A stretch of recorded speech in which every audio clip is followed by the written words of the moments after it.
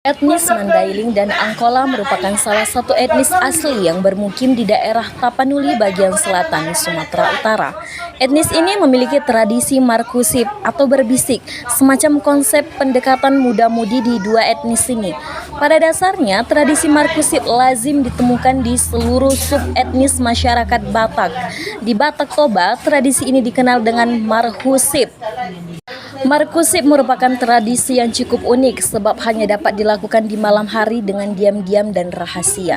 Biasanya markusip ini dilakukan jika di kampung tersebut ada pesta atau kegiatan masyarakat malam hari. Si laki-laki akan mendatangi rumah si perempuan secara diam-diam. Mereka akan markusip atau berbisik dari dinding rumah si perempuan. Pasangan kekasih tersebut biasanya memiliki kode sehingga tahu bahwa pujaan hatinya lah yang datang di balik dinding rumah. Rumah masyarakat Mandailing dan Angkola dulu masih berbuat dari anyaman bambu maupun papan dan merupakan rumah panggung, sehingga celah di dinding menjadi tempat favorit untuk mengobrol dengan berbisik dan kolong rumah juga menjadi salah satu pilihan. Saat ini tradisi markusip ini sudah mulai punah di kedua etnis ini. Banyak faktor yang mempengaruhi hilangnya tradisi markusip di tengah-tengah masyarakat tersebut. Tapi tradisi markusip tetap melegenda dan jadi topik pembicaraan yang hangat untuk dibahas. Assalamualaikum warahmatullahi wabarakatuh. Saya Sri Mulyani dari Liputan Budaya dari program ADC News Komunikasi Penyiaran Islam UIN Syahada.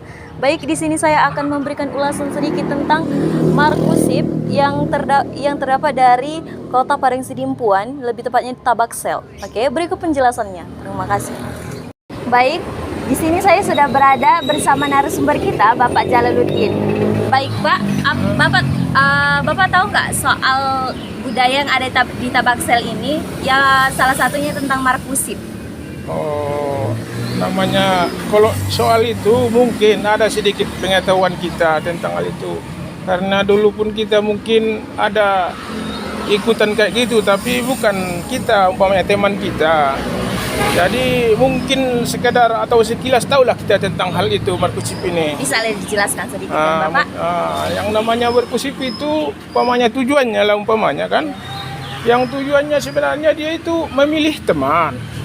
Memilih istilahnya kalau apalah tujuannya itu umpamanya memilih pasangan lah dia kan. Jadi istilahnya kayak yang apa itu apa namanya?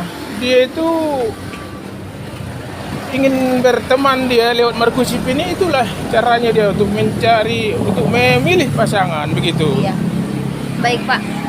Apakah masih ada di zaman sekarang yang menerapkan budaya markusip itu, Pak? Kalau diapain sekarang mungkin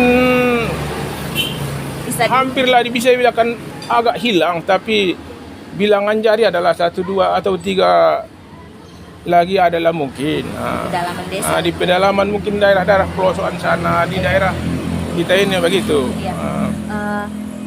Saya sudah berada bersama narasumber kita. Siapa namanya? Depi Surgani Dongorang. Oke. Di Padang Sidimpuan ini, lebih tepatnya di Tabaksel, kan banyak budaya yang ada di Tabaksel ini. Salah satunya markusip. Tahukah Adek tentang markusip?